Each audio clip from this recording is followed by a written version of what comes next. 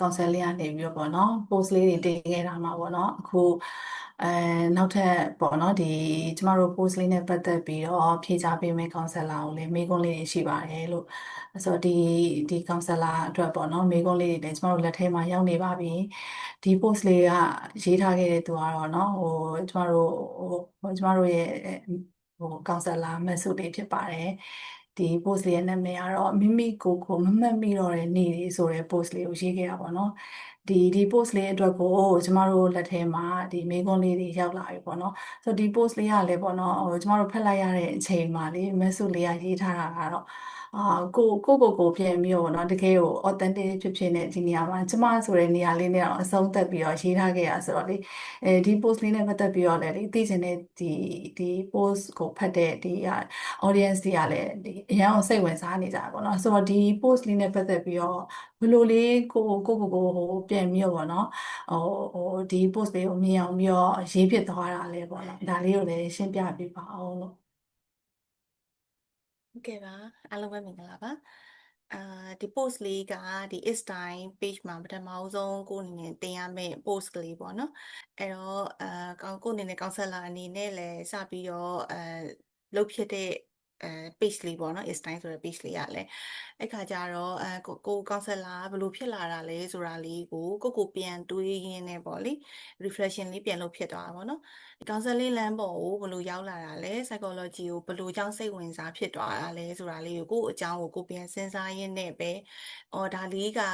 ကိုယ့်ရဲ့ကိုပျောက်ဆုံးနေခဲ့တာပေါ့နော်ကိုပျောက်ဆုံးနေခဲ့တဲ့ဟာကိုမိမိကိုပြန်လဲရှာဖွေခြင်းဆိုတဲ့နေရာလေးကနေတဆင့်ကိုယ့်ရဲ့ဒီ inner work တွေလုပ်တယ်personal work တွေလုပ်ရင်းနဲ့ဒီ psychology လမ်းကြောင်းကိုရောက်လာတယ်ရောက်လာရင်းနဲ့မှဒီ counseling တွေယူဖြစ်သွားတယ်ပေါ့နော်အဲ့ဒီကနေမှကိုပြန်ပြီးရှာတွေ့လာတယ်ပေါ့လေအဲ့ခါကျတော့မှငါဒီ counselor ဘာဖြစ်လို့ဖြစ်လာတာလဲဆိုတာလေးကငါလမ်းပြောက်ခြင်းကနေစတာပါလားဆိုတာလေးကိုဘတ်ကိုပြန်ပြီးတော့အမှတ်ရမိသွား reflection လေးပြန်ဖြစ်သွားတယ်ပေါ့နော်အဲ့ခါကျတော့လမ်းပြောက်ခဲ့လို့ပဲကိုဒီလိုမျိုးကိုပြန်ရှာတွေ့ဖို့ကဖြစ်လာတာပေါ့နော်အဲ့တော့လမ်းပြောက်ခြင်းဆိုတာကပဲကိုပြန်ရှာတွေ့ဖို့အတွက်ကိုလမ်းစဖြစ်နေတယ်ဆိုတာလေးကိုပြန်ပြီးတော့reflection လုပ်မိသွားတယ်အဲကြောင့်မလို့ကို counselor ဖြစ်လာတော့ဘာဖြစ်လို့ counselor လုပ်ချင်တာလဲပေါ့နော်ဒီဟာလေးကိုလည်းကိုပြန်ပြီးတော့မိခုနေမိဖြစ်ခဲ့တဲ့အခါမှာကိုလိုမျိုးပဲလမ်းပြောက်နေတဲ့လူတွေအများကြီးရှိတယ်ကိုနဲ့ပျောက်ဆုံးနေတဲ့လူတွေအများကြီးရှိရပေါ့နော်ကိုဘတ်တာကိုရဲ့အစစ်မှန်ကိုဆိုတော့ဘာလို့လဲမသိရောတဲ့ဟာကိုလူတွေအဲ့လိုမျိုးခံစားချက်တွေနဲ့အများကြီးရှိတဲ့အခါကျတော့ကိုဖြတ်တန်းခဲ့ရတယ်လို့ပေါ့နော်ကိုရဲ့အတွေ့အကြုံတွေနဲ့ကိုရင်းပြီးတော့ပေါ့နော်အဲကိုလိုမျိုးလမ်းပြောင်းနေတဲ့လူတွေကိုလည်းကိုကိုကိုကိုကကောင်ဆယ်လာတွားယူပြီးတော့ကောင်ဆယ်လာကနေပြီးတော့ကိုကိုကူညီပေးခဲ့လို့ပေါ့နော်ဒီကောင်ဆယ်လာကနေတဆင့်ကိုပြန်ရှာတွေ့ခဲ့တယ်လို့ပဲကိုလိုမျိုးလမ်းပြောင်းနေတဲ့လူတွေကိုလည်းကိုကနားထောင်ပေးခြင်းအပြင်သူတို့ကိုလည်းကိုတစ်ဖက်တစ်လမ်းကနေကူညီပေးခြင်းတယ်ပေါ့နော်ဒီလိုမျိုးလုပ်ပေးခြင်းအပြင်သူတို့ခံစားချက်လေးတွေကိုသူတို့ပြန်ရှာတွေ့လာနိုင်လို့ရှိရင်သူတို့ကိုယ်တိုင်ပျောက်ဆုံးနေရဲ့မိမိကိုပြန်လဲရှာတွေ့လာနိုင်တယ်ပေါ့နော်အဲ့တော့ဒီဟာလေးကိုဒီ counseling ဆိုတဲ့အလုပ်ကလေးကိုပေါ့လေcounselor အနေနဲ့ counselor တွားယူcounselor စီတွားတယ်counseling ယူခြင်းအပြင်ကိုပြန်ရှာတွေ့လာနိုင်တာကလမ်းပြောက်ခြင်းရဲ့အစပေါ့နော်အဲ့ဟာလေးကိုလူတွေကိုလည်းသိစေချင်တယ်ပေါ့နော်သိစေချင်တာလမ်းပြောက်တဲ့လူတွေအများကြီးရှိနေတဲ့အခါကျတော့ကိုလမ်းပြောက်တာမကောင်းဘူးလို့ထင်နေကြတဲ့လူတွေအများကြီးရှိကြတယ်လीနော်အဲ့တော့အဲကြောင့်လမ်းပြောက်တာဟာမကောင်းတာမဟုတ်ပါဘူးပေါ့နော်အဲ့တော့ဒီကိုယ့်ဘက်ကိုပြန်ရှာတွေ့ဖို့အတွက်လမ်းစလေးဖြစ်တယ်ဆိုတာလေးကိုပြောချင်တယ်ပေးချင်တဲ့ message လေးပေါ့နော်အဲ့ဒါလေးကြောင့်မို့လို့ဒါလေးကို reflection လေးအနေနဲ့လည်းရေးဖြစ်သွားတာပေါ့နော်ဟုတ်ကဲ့ပါမဆိုရင်ဖြည့်ပေးတာကျေးဇူးတင်ပါတယ်တကယ်ကိုပဲเนาะဒီလမ်းပြောက်ခြင်းဆိုတာကိုပြန်လဲရှာဖွေဖို့အတွက်လမ်းစာလေးဖြစ်တယ်ပေါ့เนาะဒါဆိုလို့ရှိရင်ကိုအခွင့်အရေးလေးပေးပြီးတော့ပေါ့เนาะဒီလမ်းပြောက်တယ်ဆိုရင်နေရာကနေပြီးတော့ပဲလမ်းစာလေးကပြန်လဲရှာဖွေနိုင်ဖို့ကိုအခွင့်အရေးပေးတဲ့နယ်ဆိုတဲ့ဟာလေးပေါ့เนาะဒါလေးကိုကြားလိုက်ရပါတယ်ဆိုတော့နောက် question လေးလည်းရှိသေးတယ်ပေါ့เนาะဆိုတော့နောက် question လေးကိုလည်းမေးပေးပါအောင်မဖြူပါဟုတ်ကဲ့ပါဟုတ်နောက်ထပ် question လေးခါကြပါတော့ကိုယ့်ရဲ့အတွင်းထဲကအတန်ပေါ့နော်ဘာကြောင့်မလို့ကောင်ဆယ်လာနဲ့နားထောင်လာလဲပေါ့နော်တခြားနီးလန်းလေးရောမရှိဘူးလားဆိုပြီးတော့မိထားပါတယ်ရှင် ကိုယ့်ရဲ့အတွင်းထဲကအတန်ကိုနားထောင်ဖို့ကလေတခြားနည်းလမ်းတွေအများကြီးပဲရှိတယ်ပေါ့နော်အာကိုအနေနဲ့လည်း try ခဲ့ဘူးတယ်လုပ်ခဲ့ဘူးတာတွေအများကြီးရှိတယ်အဲဟိုလူတွေအများဆုံးအလုပ်ဖြစ်ဆုံးကကြတော့meditation လုပ်ကြတယ်တရားထိုင်ကြတယ်ပေါ့နော်တရားထိုင်တာကလည်းဝိပဿနာနဲ့ထိုင်မလားသမထနဲ့ထိုင်မလားဘယ်လိုပဲဖြစ်ဖြစ်meditation လုပ်ကြတယ်ရှိရဲပြီးတော့ healing တွေလုပ်ကြတယ် chakra meditation တွေလုပ်ကြတယ်အများကြီးပဲရှိတယ်ယောဂနည်းနဲ့အနေနဲ့လည်းရှိတယ်ပြီးတော့ journaling တွေနဲ့လည်းရှိတယ်ပေါ့နော်ဒီအတွင်းထဲကကိုယ့်ရဲ့inner self ကဘာတွေပြောနေလဲဆိုတာလေးကိုကိုပြန်ရှာတွေးဖို့အတွက်ကိုလုပ်တဲ့နည်းလမ်းတွေအများကြီးရှိတယ်ကိုအနေနဲ့လည်းအများကြီး try ခဲ့ဘူးတယ်ဒါပေမဲ့ကိုနဲ့ကြိုက်တဲ့နည်းလမ်းလေးကကိုယ့်ရဲ့ခံစားချက်တွေကိုထုတ်ပြောတာပေါ့နော်အဲ့တော့ကိုအနေနဲ့ဘဝတစ်လျှောက်လုံးမှာမျိုးသိပ်ထားခဲ့တဲ့အရာတွေစိတ်ခံစားချက်တွေဝမ်းနည်းရတာတွေပူပင်တောကရောက်တာတွေဒေါသထွက်တာတွေအများကြီးပဲစသဖြင့်ကိုယ့်ရဲ့ဒီ inner child လေးကအစားပေါ့နော်ဒီမိမိရဲ့ဒီကိုယ့်ရဲ့အတွင်းထဲကကလေးလေးကသူ့ရဲ့ငယ်ဘဝတစ်လျှောက်မှာသူခံစားရတဲ့ဝမ်းနည်းရတယ်ပူပန်ဒုက္ခရောက်တာတွေဒေါသထွက်တာတွေစသဖြင့်သူခံစားချက်တွေအကုန်လုံးကိုသူ့အနေနဲ့ထုတ်ဖို့ပြောပြနိုင်ဖို့အတွက်ကဒီကောင်ဆယ်လာနဲ့တွေ့တဲ့အခါမှာဟိုကောင်ဆယ်လာကိုတကယ်ဟိုအထိပေါ့နော် deep down အထိခေါ်သွားတယ်ဆိုတော့သူမိခွန်းလေးမေးပြီးသူ့ရဲ့ tools တွေ techniques တွေတုံးပြီးတော့ကိုမမြင်နိုင်တဲ့နေရာအထိရောက်အောင်ကိုကောင်ဆယ်လာကခေါ်သွားပေးတယ်ပေါ့နော်ကိုအနေနဲ့တခြား meditation တွေလုပ်လို့ရတယ်ဒါပေမဲ့အဲ့လိုလုပ်ချင်းတာကိုနဲ့ပဲရှိတာပေါ့နော်ကိုတယောက်တည်းပဲအလုပ်လုပ်ရတယ်ဆိုတဲ့ပုံစံဖြစ်နေတာပေါ့နော်ဂျာနယ်လေးတွေရေးတယ်ဆိုလေကိုယ့်ရဲ့ဒီဂျာနယ်လေးရေးရကြိုက်တဲ့လူတွေရှိတယ်ပေါ့နော်အဲ့တော့ဂျာနယ်လေးရေးတဲ့အခါကျတော့လေမှန်တယ်ကိုယ့်ရဲ့စိတ်ခံစားချက်တွေကိုချရေးပြလိုက်တယ်ဒါပေမဲ့ဒါကကိုတယောက်တည်းအလုပ်လုပ်နေတာဖြစ်တယ်ပေါ့နော်ကောင်ဆယ်လာစီတောတဲ့အခါကျကောင်ဆယ်လာစိတ်ခံစားချက်ကိုပဲအဓိကမေးတာပေါ့နော်ကိုဒီဟာကိုဘယ်လိုခံစားရတာလဲဆိုတဲ့ဟာတွေကိုကိုအတွင်းထဲကအထိပေါ့ဒါတွေကကိုသိမ်းထားတဲ့ဒီ subconscious mind ရဲ့အထိရောက်အောင်ကိုသူကကိုမေးခွန်းတွေမေးပြီးတော့ခေါ်ထုတ်ပေးနိုင်တယ်ပေါ့နော်ခေါ်ထုတ်တဲ့သူကောင်ဆယ်လာဒီသူက inner work တွေသူကိုယ်တိုင်လုပ်ထားတယ်သူကိုယ်တိုင် personal work တွေလုပ်ထားတဲ့အတွက်ကြောင့်မို့လို့ဒီကိုဖြတ်တန်းခဲ့ဘူးတဲ့ဒီနာကျင်ရတယ်ဝမ်းနည်းရတယ်ဆိုတဲ့နေရာတွေကိုကောင်ဆယ်လာကသူ့အနေနဲ့ရောက်ခဲ့ဘူးပြီးဒါကိုနဲ့ထပ်တူခံစားပေးနိုင်ဘူးပြီးဒါပေါ့နော်အဲ့တော့ကိုလမ်းပြောက်တယ်ဆိုတဲ့နေရာမှာလည်းသူကသူ့ရဲ့တခြားကိုထက်ရှေ့ရောက်နေရပေါ့သူက counselor ဆိုတာ professional တယောက်အနေနဲ့ဆိုကိုထက်ရှေ့ရောက်နေရသူ personal work တွေအများကြီးလုပ်ထားတဲ့သူဆိုတဲ့အခါကျတော့ဒီနေရာတွေသူဖြတ်တန်းပြီးသားဖြစ်တဲ့အတွက်ကြောင့်မို့လို့ကိုတခြားရှုထောင့်အနေနဲ့တခြားမမြင်တဲ့နေရာကနေပြီးတော့ကိုယ့်ရဲ့ကိုအရှိရနေပြီးတော့ခေါ်ဆောင်သွားပေးနိုင်တယ်အဲ့လိုပဲကိုယ့်ရဲ့ခံစားချက်တွေနားထောင်ပြီးတဲ့အခါမှာလည်းကိုနဲ့ဒန်းတူတူခံစားပေးနိုင်တယ်ရှိပေးနိုင်တယ်အဲ့လိုပဲကိုမမြင်နိုင်တဲ့ခြားထောင့်ကိုရှေ့ရရှုထောင့်တစ်ခုကိုလည်းသူမြင်အောင်လုပ်ပေးနိုင်တယ်ကိုယ်လည်းကိုယ်တိုင်ပြန်မြင်လာအောင်ကိုလိုချင်တဲ့အဖြေကိုရလာအောင်ကိုပြန်ရှာချင်တယ်ဆိုလို့ရှိရင်လည်းကိုဘာလုပ်လဲဆိုတော့ကိုပြန်ရှာတွေ့လာနိုင်အောင်ကိုobserver role နေရာရအောင်ပေါ့နော်အဲ့အနေအားနေပြီးတော့ပြန်ပြီးတော့ရှာဖွေဖို့အတွက်ကိုသူကကောင်ဆယ်လာကနေဘေးနားကနေတူရှိပေးတယ်လို့တစ်ချိန်တည်းမှာလည်းသူကကိုယ့်ရဲ့အရှိရနေပြီးတော့လမ်းပြပေးတဲ့အနေမျိုးလေးနဲ့ပေါ့လေကိုသူကအတူတူခေါ်ဆောင်သွားပေးနိုင်တယ်ပေါ့လမ်းပြလေးအဖြစ်နဲ့ပေါ့နော်လမ်းပြတယ်ဆိုပေမဲ့သူကရှေ့ရမဟုတ်ဘူးကိုနဲ့တူတူသွားပြီးတော့ကိုရှာခြင်းတဲ့လမ်းကိုကိုရှာဖွေနိုင်အောင်လို့သူကအကူအညီပေးရပေါ့နော်အဲကြောင့်မလို့ကိုအတွက်ကတော့ဒီ counseling ကကောင်ဆယ်လာနဲ့တွားပြီးတော့ကောင်ဆယ်လင်းယူလိုက်တာကကိုအတွက်ထိရောက်တဲ့လမ်းစာလေးတစ်ခုဖြစ်လာတယ်ပေါ့နော်ဟုတ်ကဲ့ပါဟုတ်မဆုလေးနေနဲ့ဖြေသွားပြီးရတော့ဒီ meditation တို့လို့ရှိရင် journaling ရတော့ခါကြတော့ကိုယ့်ရဲ့ emotion ကိုတယောက်တည်းအလုပ်လုပ်တယ်ဆိုတဲ့နေရာတွေပေါ့ဒါပေမဲ့ counselor နဲ့တူသွားတဲ့အချိန်မှာ emotion ကနေတစ်ဆင့် conscious ကနေပြီးကြတော့လုံးဝ unconscious တွေအထိလက်နဲ့ဆိုင်ဆိုင်အထိအလုပ်လုပ်နိုင်ဆိုတဲ့ပုံစံမျိုးလေးနဲ့ဖြေသွားပြီးရပါတော့ဟုတ်ကဲ့ပါဟုတ်နောက်ထပ်ကြံရှိနေတဲ့မိကွန်းလေးတွေရှိနေပြီနော်တတိယမြောက်မိကွန်းလေးမိဖို့အတွက်မခင်ခင်ကိုဖိတ်ခေါ်ပါတယ်ဟုတ်ကဲ့ပါမဆူလေးဒီတခြားလုံးပြောလာခဲ့တဲ့ဒီ post လေးနဲ့ပတ်သက်တဲ့အကြောင်းအရာလေးကကိုယ့်ရဲ့ဒီပျောက်ဆုံးနေရဆိုတဲ့ခံစားချက်ကလေးဆိုတာလေးတော်တော်လေးကြားရတယ်เนาะဒီပျောက်ဆုံးနေရဆိုတဲ့ခံစားချက်ကလေးကလည်းကိုယ့်ရဲ့ရှင်တန်ခြင်းပေါ့เนาะရှင်တန်ခြင်းကိုဘဝရှင်တန်ခြင်းတစ်ခုမှာကိုယ့်အနေနဲ့ပျောက်ဆုံးသွားတယ်ဆိုတဲ့နေရာလေးကနေကိုလမ်းစာလေးရှာတွေ့သွားတယ်ဒီလမ်းစာလေးကနေကိုရှောက်လာတယ်ဆိုတဲ့ဒီခရီးလေးပေါ့เนาะကိုဂျာနီလေးကိုပြန်ပြီးတော့မြင်အောင်ပြီးတော့ဒီ post လေးကိုရေးထားတာဆိုတော့နောက်ထပ်မေးခွန်းလေးကလည်း ဒါလေးနဲ့ဆက်ဆက်တဲ့မိကုံးလေးပဲပေါ့နော်ဒီရှင်တန်ချင်းဆိုတဲ့နေရာလေးပေါ့နော်စစ်မှန်တဲ့ရှင်တန်ချင်းဆိုတာလေးရောတဲ့ဘယ်လိုမျိုးလေးများထင်ပါတယ်တဲ့ဆိုတော့ဒီဟာလေးကိုမဆုလေးအနေနဲ့ဘယ်လိုများထင်ပါတယ်ပြောပြပြပါဦးနော် ဒီ post လေးထဲမှာရေးထားသလိုပေါ့နော်ဟိုကိုယ့်အတက်ကိုစစ်မှန်တဲ့ရှင်တန်ကြီးလို့မခံစားရတော့ဘူးဆိုတာလေ။ဘာကြောင့်လဲဆိုတော့ကိုယ့်ရဲ့ဒီတနေ့တတူကအလုပ်တွေကိုလုပ်တယ်ဟိုဒီဟာကလုပ်ရမယ့်တာဝန်တွေဝတ္တရားတွေကြောင့်မို့လို့လုပ်နေရတာပေါ့နော်။အဲ့တော့ကိုယ့်ရဲ့တကယ် authentic ဖြစ်တယ်ဆိုတဲ့ဟာလေးကကိုတကယ်လုပ်ချင်လို့လုပ်တာဆိုတာမဟုတ်တော့ဘဲနဲ့လုတ်တင်လို့လုတ်တယ်ဆိုတဲ့နောက်ကိုလိုက်ပြီးတော့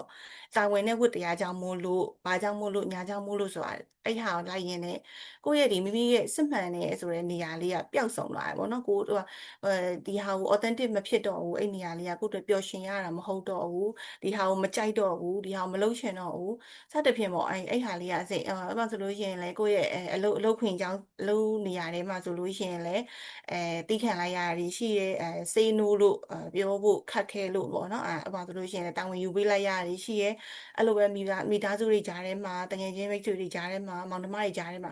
စသဖြင့်ကိုယ့်ရဲ့ဒီ relationship တွေအားလုံးနဲ့ပတ်သက်ပြီးတော့မိမိကိုယ်တိုင်ကဘယ်သူကြောင့်မို့လို့ဘာကြောင့်မို့လို့ဆိုတဲ့ဒီဟာအကြောင်းပြချက်တွေအောက်မှာကိုယ်တိုင်ကပျောက်ဆုံးသွားတယ်ပေါ့နော်ကိုပျောက်ဆုံးသွားပြီးတော့say no လို့မပြောနိုင်တော့ဘူးကိုယ့်ရဲ့ boundary လေးတွေကိုအားနည်းလာတယ်အဲ့မှာဆိုပြောကိုကဒါကိုညင်းလိုက်လို့ရှိရင်ကိုမကြိုက်တော့မှဆိုလို့နောက်ခါဆိုလို့ရှိရင်ကိုအကူကြီးလာတောင်းတဲ့အခါကျရင်ကိုကရဲရဲဝံ့ဝံ့နဲ့မငင်းရဲတော့အခါကျလို့ရှိရင်ကိုအနေနဲ့ဒီဟာကိုတာဝန်ယူပေးလိုက်ရတဲ့အခါမှာတကယ်ကိုမလုံချင်ဘူးကိုမလုံနိုင်ပေါ့နော်ကိုတက်ဒီဟာဝင်ပြီးစေမယ်ဒါပေမဲ့လည်းဒီဟာကိုသူကြိုက်အောင်ဆိုပြီးတော့people pleaser အနေနဲ့ပေါ့လေကိုကြိုက်အောင်ဆိုပြီးတော့တာဝန်ယူပေးလိုက်ရတယ်စသဖြင့်အဲ့ဟာမျိုးတွေကနေဖြည်းဖြည်းလေးနဲ့ကိုကပျောက်ဆုံးလာကိုယ့်ရဲ့ boundary လေးအားနည်းလာပြီးအခါကျတော့ကိုအတွင်းထဲကငါဒါမလုပ်ချင်ဘူးနော်ဆိုပေမဲ့အပြင်မှာကျတော့ yes လို့ပြောလိုက်တယ်ကိုအတွင်းထဲကတော့ no ဖြစ်နေတယ်ဒီဟာလေးပေါ့နော်အဲ့ဟာနေကိုယ့်ရဲ့ပျော်ရွှင်တဲ့ဟာကိုဘာလုပ်ရတာကိုပျော်ရွှင်ရလဲဆိုတာလေးကလည်းတဖြည်းဖြည်းနဲ့ပျောက်ဆုံးလာတယ်ဒါကိုကြိုက်တယ်ဒါကိုမကြိုက်ဘူးဆိုပြီးတော့ကိုအနေနဲ့ဒီအတွင်းထဲနဲ့အပြင်ထဲကတစ်ထက်တည်းမကြတော့ဘူးပေါ့နော်ဒီအဲ့တော့ကိုအတွင်းထဲအတန်ကိုကနားမထောင်တော့ဖြစ်ပုံစံဖြစ်လာတဲ့အခါကျတော့ကိုအနေနဲ့ဒီအထက်ကအတန်လေးကတဖြည်းဖြည်းနဲ့connection ပြက်လာတယ်ပေါ့နော်အဲ့တော့အပြင်ကနေအပြင်ကကြောင့်အုံနှောင်းနဲ့စဉ်းစားပြီးတော့ဒါဆိုလို့ရှိရင်ဒါငါလောက်ရမှာပဲဆိုတဲ့ပုံစံမျိုးလေးနဲ့လုပ်လိုက်တယ်ဒါပေမဲ့အတွင်းထဲမှာတော့ဒါငါမကြိုက်ဘူးဒီဟာလေးကိုငါထုတ်ပြောလိုက်လို့ရှိရင်ဒါကိုအတွက်one day ဟန်ဆောင်ပြီးတော့ကြိုက်ချင်အောင်ဆောင်လိုက်တယ်ပေါ့နော်အဲ့ခါကြလို့ရှိရင်ကိုအတွင်းထဲကမပျော်ရွှင်တော့တဲ့အရာကြီးကိုကိုအနေနဲ့ဒီဟာကိုလုပ်နေရတယ်ဆိုတဲ့ခံစားချက်တွေကဖြစ်လာတယ်ပေါ့နော်အဲ့ခါကျတော့ကိုနေ့တူကကိုအနေနဲ့ရှင်သန်ရတာကကိုတဲ့ authentic မဟုတ်တော့ဘူးအဲ့ခါကျတော့ကိုရဲ့ဒီအရှင်သန်မှုရာငါဘာအတွက်အသက်ရှင်နေရတာလဲဆိုတဲ့ခံစားချက်တွေကပေါ်လာရပေါ့နော်ဒီဟာကြီးကိုတာဝန်နဲ့ဝတ္တရားအကြောင်းလုပ်ပေးနေရင်နဲ့ကိုတကယ်စိတ်ခံစားချက်ကိုရဲ့ပျော်ရွှင်မှုကိုရဲ့ဒီကျေနပ်မှုဝမ်းမြောက်မှုစသဖြင့်ကိုယ်တိုင်ကလူလာလုပ်ချင်တဲ့ဟာမျိုးမဟုတ်တော့ဘဲနဲ့ကိုရဲ့ရှင်တန်ခြင်းကဘယ်သူကြောင့်မို့ဘာကြောင့်မို့ဆိုတာဖြစ်လာတဲ့အခါကျတော့ငါဘာလို့တက်ရှင်နေရလဲဆိုတာဖြစ်လာပါတော့အဲ့မိကွန်းလေးနဲ့ပဲကိုယ့်ဘက်ကိုစပြီးတော့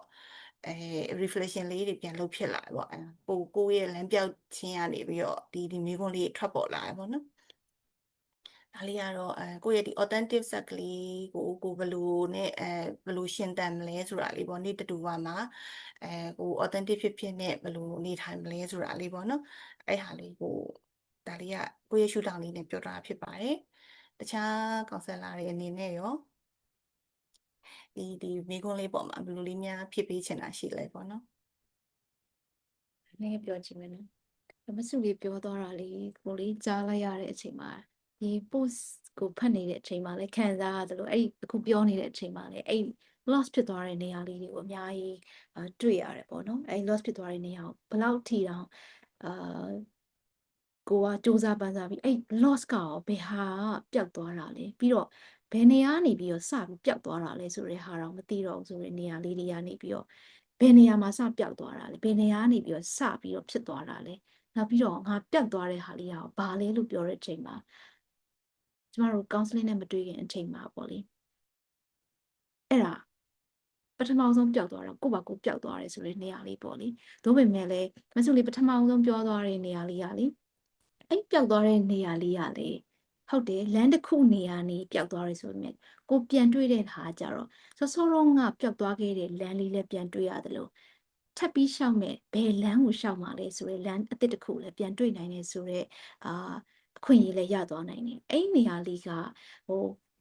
ကျမအနေနဲ့လေခေါင်းထဲမှာနှစ်ခု꿰ပြီးတောင်မြင်သွားတယ်ပေါ့နော် before and after counseling ဖြစ်သွားတယ်ဆိုတဲ့နေရာလေးပေါ့လေအဲ့အချိန်မှာကျတော့စောစောဟိုဝေးတွေကိုလည်းအများကြီးပြောသွားတယ်ပေါ့နော်တရားခါလေးကျရင်ကိုယ့်အကိုပျောက်ဆုံးနေတဲ့ဟာကိုကိုယ်တိုင်ရှာဖွေရတဲ့စူးစမ်းအားထုတ်ရတယ်ဆိုတဲ့နည်းလမ်းတွေကတော့အများကြီးပဲဟုတ်တယ်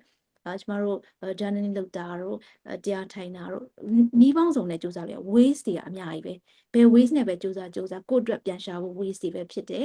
ဥပမာစာအုပ်ဖတ်နေရင်လည်းကျမတို့အဲ့ ways ကိုပြန်ရှာနိုင်တယ်ဒါမှတယောက်နဲ့တယောက်နဲ့စကားပြောနေနေတော့လည်းပြန်ရှာနိုင်တယ်သို့ပေမဲ့ထိရောက်ဆုံးနဲ့မြန်မြန်ဆန်ဆန်နဲ့စောပြောတယ်ကျမတို့ပြောခဲ့ကြသလိုနှစ်ယောက်ကအတူတူကျမနဲ့အတူတူခံစားပေးနိုင်တယ်ဆိုတော့ကျမနဲ့ထပ်တူကြတော့ကျမကိုလုံးရလက်ခံနားလည်ပေးနိုင်တော့ကျမရဲ့ vulnerable ဖြစ်တဲ့နေရာတွေကိုအခွင့်အရေးပေးပြီးတော့နားထောင်ပြီးတော့ကျမရဲ့အဆင်မပြေဘူးဆိုတဲ့နေရာတွေကျမရုပ်ဆိုးတယ်ဆိုတဲ့နေရာတွေကျမအတိမတ်မပြုတ်ဆိုတဲ့နေရာတွေကိုတော့မှနားလေအတိမတ်ပြုတ်ပေးတယ်ဆိုတဲ့အရင်တော့ကလမ်းပြောက်ခဲ့ဘူးတယ်ဆိုတဲ့လူတစ်ယောက်ကကိုယ်မှာရှိနေရဆိုရင်တော့မှအကယ်၍များပေါ့လေကျမအဲ့နေရာမှာရှောက်နေရင်းနဲ့လမ်းပြောက်သွားမယ်နောက်တစ်ခေါက်လမ်းပြောက်တယ်ဆိုရင်တော့မှကျမဘယ်လမ်းကနေစပြီးတော့ဘယ်လိုလမ်းရှာလို့ရတယ်ဆိုတော့ way အသစ်တစ်ခုကိုကျမတို့သိနိုင်တယ်အဲ့ဒါကကြတော့ကျမတို့အတူတူအဖော်နဲ့သွားရတယ်ဆိုတဲ့နေရာလေးကနေပြီးတော့ other ways ပေါ့နော်အတူတူသွားရတယ်ဆိုတဲ့ way တစ်ခုကိုသွားတဲ့အခါမှာကြိုက်တဲ့နေရာကြိုက်တဲ့အချိန်မှာဘယ်ပုံစံနဲ့ပဲပျောက်သွားငါဘယ်နေရာကနေစရှာလို့ရတယ်ဆိုတဲ့နည်းအသစ်တစ်ခုပေါ့လေဒါကကျမတို့ after counseling မှာဆိုတဲ့အခါမှာဒီနေရာလေးမှာတွေ့နိုင်တယ်ပထမပျောက်သွားတဲ့ဟာမှာကျမ what ပျောက်သွားတယ်ဟုတ်တယ်ငါပျောက်သွားတယ်ဘယ်နေရာကနေစပျောက်သွားတယ်ဆိုတဲ့နေရာလေးကိုသိတယ်ဒါပေမဲ့ counseling ဖြစ်ပြီးသွားတဲ့အချိန်ကြလို့ရှိရင် for what ကိုဘယ်နေရာနေပြီးတော့ဘာအတွက်ငါဆက်သွားမှာလဲဘယ်နေရာနေလာခဲ့တာတော့တည်သွားပြီဘယ်နေရာနေမှားသွားတယ်ဆိုတာတော့တည်သွားပြီဒါဆိုရင်ငါဘာအတွက်လုပ်အောင်မှာလဲဘယ်အတွက်ဆက်သွားအောင်မှာလဲဘယ်နေရာကိုသွားအောင်မှာလဲဆိုတော့အဲ့ကိုမမြင်ထားတဲ့နီးတွေနဲ့အတူတူတခြားသောကိုလမ်းအသစ်ကလေးတွေပေါ့လေအဲ့ဒါလေးကိုလည်းရှာနိုင်နေဆိုတဲ့နေရာလေးကိုလည်းမဆုလေးပြောသွားတဲ့အချိန်မှာလေခေါင်းထဲမှာရှင်းရှင်းလင်းလင်းမြင်သွားတယ်ပေါ့နော်ကိုနဲ့အတူတူအရင်ကလည်းကိုလိုနေရာမှာ loss ဖြစ်ဖူးတယ်အဲ့ loss ဖြစ်သွားတဲ့နေရာကိုရှာခဲ့ဘူးတယ်ဆိုတဲ့အတွေ့အကြုံရှိရဲ့ကိုရှေမှာမမရက်ပြီးအတူတူရှောက်တယ်ဆိုတဲ့ကောင်စလာသားရှိမယ်ဆိုရင်တယောက်တည်းစူးစမ်းပြီးတော့ရုန်းကန်ပြီးတော့အချိန်လေးယူနေရထက်စားလို့ရှိရင်တော့အချိန်လေးဟာ speed အနေနဲ့ပုံမြန်သွားနိုင်တယ်ပုံမှန်သွားနိုင်တယ်ဆိုတဲ့နေရာလေးကိုရောက်နိုင်တယ်ဆိုတာလေးကိုကျွန်မခေါင်းထဲမှာပေါ်လာပါတယ်ပေါ့လေနော်ဟုတ်ကဲ့ပါရှင်ကျေးဇူးတင်ပါတယ်ကိုတယောက်တည်းရုန်းကန်နေနဲ့တယောက်တည်းခံစားချက်တွေနဲ့အဲ့လိုမျိုးနစ်မြုပ်နေတယ်ပေါ့နော်မွန်းကျက်နေတဲ့အချိန်မှာကောင်ဆယ်လာရှိတဲ့အခါကျတော့ကိုတက်တောင့်တတာဖြစ်စေရပေါ့နော်သူကကိုနားထောင်ပြီးရကိုခံစားချက်တွေကိုကိုနဲ့ထပ်တူနားလေရင်ဘက်ကြီးနဲ့ခံစားပြီးတော့နားလေပြီးနိုင်တဲ့အခါကျတော့ကိုအတွက်အရန်ကိုစိတ်သက်သာတာရစေရပေါ့နော်ကိုခံစားချက်ကိုကိုလို့လက်ခံပေးပြီးတော့အဲ့လိုမျိုးကိုလို့လက်ခံပေးပြီးတော့နားလေပေးနိုင်တယ်ကိုရဲ့ခံစားချက်ကိုထပ်တူနားလေပေးနိုင်တယ်ဆိုတာအရန်ကိုအတွက်အားတစ်ခုအနေနဲ့ဖြစ်တယ်ပေါ့နော်အဲဒါကြောင့်မလို့လေကိုအတွက်ဒီကောင်ဆယ်လာကဟိုဒီလမ်းပြောက်တယ်ဆိုတဲ့နေရာကနေပြီးတော့မှကိုယ့်ရဲ့လမ်းစာကိုပြန်ရှာတွေ့လာသူ့ကိုယုံကြည်မှုတွေတခုဆိုတာကလည်းအမ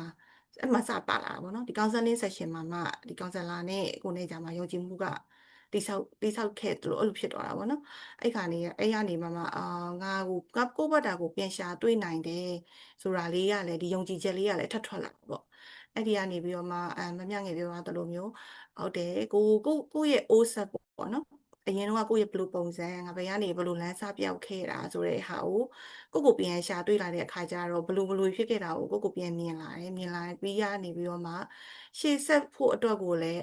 new ways တွေကလည်းထပ်ပြီးတော့အများကြီးပေါ်လာရပါတော့ဒီလမ်းစာလေးတစ်ခုလို့ပြောလိုက်ပေမဲ့တခြား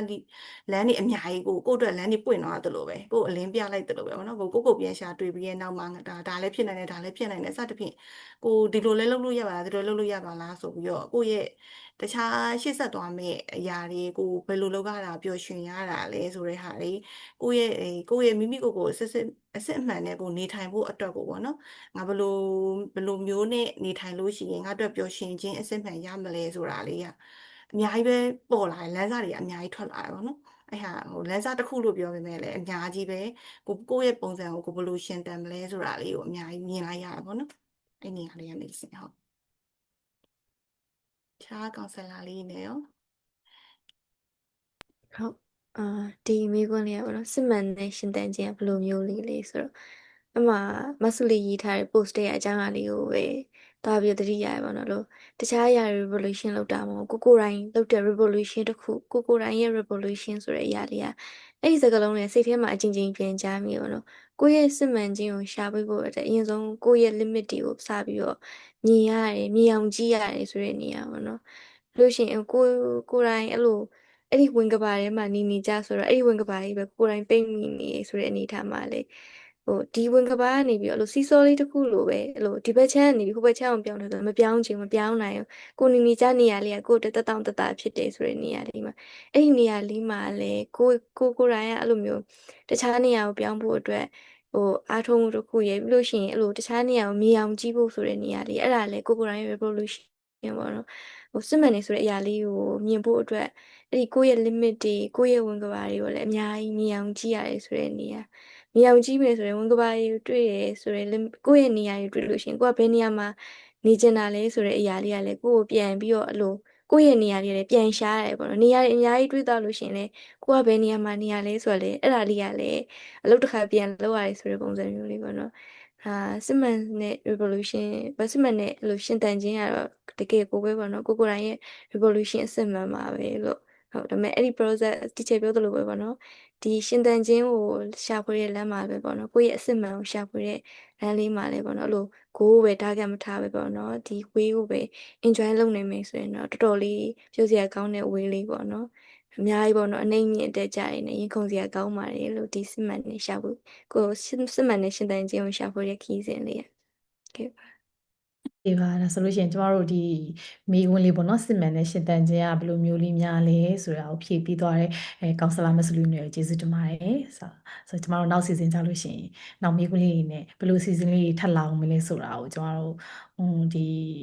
is time page လေးကနေဆက်လက်စောင့်မျှော်ပြီးပါအောင်လို့အကုန်လုံးကျေးဇူးတင်ပါတယ်